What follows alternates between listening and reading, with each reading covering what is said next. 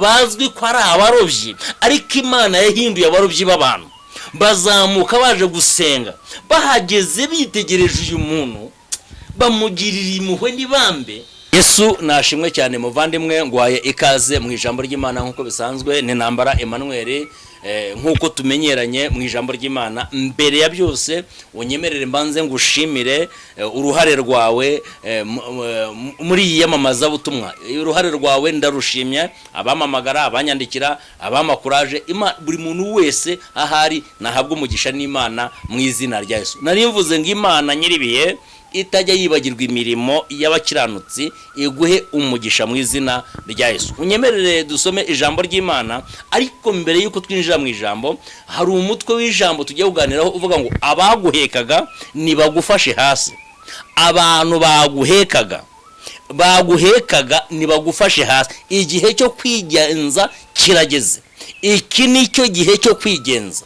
Iri ni ijambo riremereye nkuzaniye rivuga ngo abaguhekaga nibagufashe hasi. Igihe cyo kwigenza kirageze. Unyemerere twinjiye mu ijambo dusanga mu byakozwe n'intumwa, igice cyaho ni icyambere ku murongo waho wa 2 kumanuka kuri 3 na 4. Haravuze ngo hariho umuntu wavutse aremaye ibirenge, yarahekwaga agashyirwa ku irembo ry'urusengero rwitwaga Ryiza, kugira ngo asabirize abinjira mu rusengero.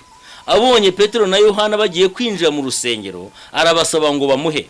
Petero na Yohana baramutumbira. Petero aramubwira ati turebe. Abita bagira ngo hari icyo bamuha. Petero aramubwira ati ifeza n'izahabu ntabyo mfite, ahubwo icyo mfite ndakiguha mu izina rya Yesu Kristo w'i Nazareti, haguruka ugende. Akimara kumubwirira ijambo, amufata ukuboko kw'iburyo aramuhagurutsa arema. Ndimo ndashaka kuvuga ikintu kiremereye cyane. Abaguhekaga nibakurekure, imbaraga zari ziguhetse zikurekure, amaboko yaraguhetse akurekure. Iki ni igihe cyo kugira ngo Imana ijue rero ikomeye. Ndimo ndashaka kukubwira iki kintu. Nta hantu kure Imana itagukura, nta n'ahantu kure Imana yishobora byose itakugeza. Imana nyiribihe ni ukuvuga ngo niyo yimika abami ikimura abami. Imana ivuga bikaba, yategeka bigakomera. Iravuze ngo abaguhekaga nibakurekure, iyo ubwayi kwihekere mu izina rya Yesu. Iki gice dusomye rero cyanditswe nande ryari? Iki ni igitabo cyanditswe na Dr. Luka, arimo abwira ubuhamya cyangwa se arimo kura mu rujijo umugabo witwaga Teofilo w'umuyobozi. Wibuke neza mu gice cya mbere haravuga ngo yewe Teofilo we, muri cya gitabo cya mbere nanditse. Icyo gitabo ni ikihe yavugaga? Ni ubutumwa bwiza. Nanditse nkubwira imirimo Yesu yakoze n'uburyo ki amaze kuzuka yiyeretse abigishwa. Muri aba bigishwa yiyeretse Petero na Yohana barimo.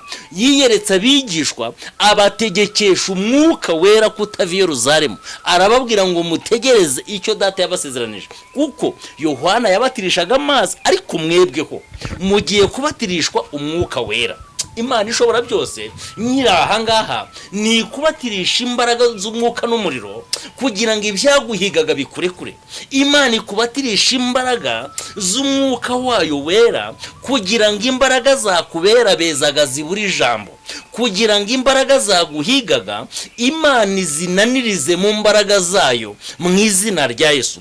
Kuko iyo ubatirishijwe imbaraga z'umwuka wera usobanukirwa ibyari bihishwe, umenyeshwa amabanga y'ubumana, umenyeshwa iby'amaso y'umubiri atabona mu izina rya Yesu. Reka tugaruke hano rero. Bibiliya ivuze iki? Iravuga ngo Petero na Yohana uyu nguyu, reka mbanze nse nk'ubakubwira gatoya. Aba bakoraga umwuga w'uburobyi. Ni ukuvuga ngo Yohana uyu nguyu ndetse na murumuna we Zebedayo ndetse na Petero uyu nguyu n'umuvandimwe Andereya bakoraga umwuga w'uburobyi. Ni ukuvuga ngo mbese ni wo mwuga wabo bakoraga guhera bakiri bato. Yesu arabegera arabasanga, arababwira ngo nimunkurikire, nzabahindura abarobyi b'abantu, nzabahindura abanyembaraga. nubwo bigaragara ko muri abarobyi, nubwo bigaragara ko umwuga mukuru usa nkaho uciriritse, ariko ni mu nkurikire nzabahindura abanyembaraga, nzabahindura abarobyi b'abantu. Hano hantu ndashaka kukubwira iki muvandimwe? Kwiringira Imana kwawe biguhinduye umunyembaraga.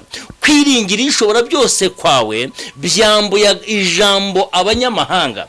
Kwiringira Imana kwawe bitesheje agaciro imbaraga zakurwanyaga. Kwiringira Imana kwawe biguheshereje ijambo aho utari urikwiye, mu izina rya Yesu. Bibiliya yivuze iki rero? Petero na Yohana b'abarobyi, Petero na Yohana bakoraga umwuga wo kuroba, ngo igihe kiragera bajya gusenga. Ariko mbere yuko ninjira mu rusengero, reka mbanza ngo iki kintu. Ijambo ritubwiye iki? Ngo hariho umuntu wavutse ariko avukana ikibazo cyo kuremara, avukana ikibazo cyo kugira ingingo zidakora, avukana ikibazo, nuko yavutse ahura n'ikibazo cyo kutagenda. Bibiliya ivuga iki rero? Ngo yarahekwaga agashyirwa ku irembo ry'urusengero, urusengero rwitwaga Ryiza. Niki cyatumaga bamuterura? Niki cyatumaga bamuzana? Byari ukugira ngo abugire ubuzima, byari ukugira ngo amagara ye abone ibyarya n'ibyanywa, ariko biturutse mu mwuga wo gusaba. Nuvuga ngo yasabaga uko bwije nuko bukeye. Hari timu yagombaga kumuterura. Bibiliya yivuze iki rero? Hano hantu yaterekwaga haciye abantu benshi, haciye abanyacyubahiro benshi. Mu bantu bahanyuze, reka nitiza aya mazina kugira ngo ibi bintu bashe kubyumva neza, kuko yashyizwe ku irembo ry'urusengero. Hano hantu haciye abashumba benshi, haciye abapasiteri benshi. Abapasiteri nta kintu bamumariye, cyokoze bamuhaga ibiceri igihe babibonye. Hano hantu kuri iri rembo haciye abaririmbyi benshi, abaririmbyi nta kintu bigeze bamumarira, cyokoze bamuhaga ibiceri igihe babaga babibonye. Ndetse buriya si bose, n'ubwo ngo ibiceri byatangwaga n'abakeya. Kuri iri rembo uyu muntu yashyizwe, n'ubwo ngo haciye abadiyakoni benshi. Abadiyakoni baciye aha hantu, ariko nta kintu bamumariye, cyokoze wenda bamuhaga ibiceri, wenda babibonye. Kuri iri rembo haciye abantu batandukanye, haciye abakire. Abakire barahanyuze baje gushaka Imana, ariko nta kintu bamumariye, bamuhaga ibiceri gusa. Hari igihe nshaka kukubwira iki kintu, hari igihe umuntu ashobora kuguha icyo udakeneye, ariko akakiguha kuko ariko ubuzima urimo bibitegetse. Hari igihe uwo muri kondisiyo y'ubuzima, umuntu yakureba akabona ukeneye kamambiri, ndetse umuntu yakureba akabona ukeneye bodaboda, nyamara mu byo ukeneye bya mbere icyo si cyo kibanze, icyo ntabwo ari ikibanze. Umva icyo Bibiliya ivuze rero. Muri abo bantu bose bahanyuze hazamuka abana b'abahungu babiri baje gusenga, cyangwa abagabo babiri baje gusenga, ariko mu mwuga wabo cyangwa background yabo bazwi ko ari abarobyi, ariko Imana yahinduye abarobyi b'abantu. Bazamuka baje gusenga, bahageze bitegereje uyu muntu, bamugirira impuhwe n'ibambe, nawe ngo abarebe, abona bamwitayeho bamureba. Kandi nkwibutse ko Yesu akimara kuzuka yari yabahaye ububasha n'ubushobozi, arababwira ngo nimugende mu mahanga yose, uwo muzarambikaho ikiganza arwaye azakira, muzirukana abadayimoni mu izina ryanjye, muzarya ikintu cyica ntacyo muzaba, muzakandagira inzoka na sikoropiyo. Yari yababwiye ngo muzazura abapfuye. Iyo mesaje bari bayibitseho, ndetse n'imbaraga z'umwuka wera zibariho, n'ubushobozi bw'Imana bo bariho. Ngo bitegereze uyu muntu, abita hagira ngo ni nk'abatambyi cyangwa abandi bantu baje gusenga. Ngo abitegereje neza, ngo Petero yitegereza umutima, abona uyu muntu arangamiye ifeza. Petero aramubwira ati muvandimwe, twitegereze uturebe, twebwe ifeza n'izahabu ntabyo dufite, ariko icyo dufite turakiguha mu izina rya Yesu. Turaguha icyo dufite kandi turakiguha mu izina rya Yesu. Bibiliya ivuze iki? Ngo Petero atera urutambwe amufata ukuboko kw'iburyo, aramuhagurutsa, aramubwira ati haguruka mu izina rya Yesu. Iri zina ni izina rikiza, iri ni izina ribatura, iri ni izina risenya ibirindiro by'abazimu, iri ni izina rigarura ingingo zazimiye. Ndimo ndashaka kukubwira iki kintu nyivuga iri zina. Buri igikoresho cyose kigira pièce de rechange zacyo. ariko pièce de rechange z'umwana w'umuntu ziri mu izina rya Yesu Kristo.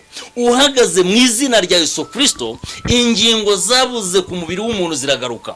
Wizeye ko Imana ishobora byose, ikitari kiriho kiraba. Bibiliya iravuga ngo Petero ahagaze muri ubu bubasha, ahagaze muri izi mbaraga, amufata ukuboko aramuhagurutsa. Ibyo ngibyo ntabwo siyansi yabimenya, nta nubwo abahanga babimenya, ariko Bibiliya itubwiye iki? Yaravuga ngo aramuhagurutsa mu izina rya Yesu, arahaguruka rema. Ndimo ndashaka kukubwira iki kintu: ibidashobokera abana b'abantu ku Mana birashoboka, ibidashobokera amashuri ku Mana birashoboka, ibidashobokera amafaranga ku Mana birashoboka, ibidashobokera amatitire ku Mana birashoboka, ibyananiye abadiyakoni ku Mana birashoboka, ibyananiye abashumba ku Mana birashoboka, ibyananiye abakire imbere y'uyu muntu ku Mana birashoboka. Bibiliya ivuze iki? Ngo amufata ukuboko aramubwira ngo mu izina rya Yesu ndagutegetse, haguruka ugende. Ndashaka kukubwira iki kintu: abari bakwikoreye nibagufashe hasi,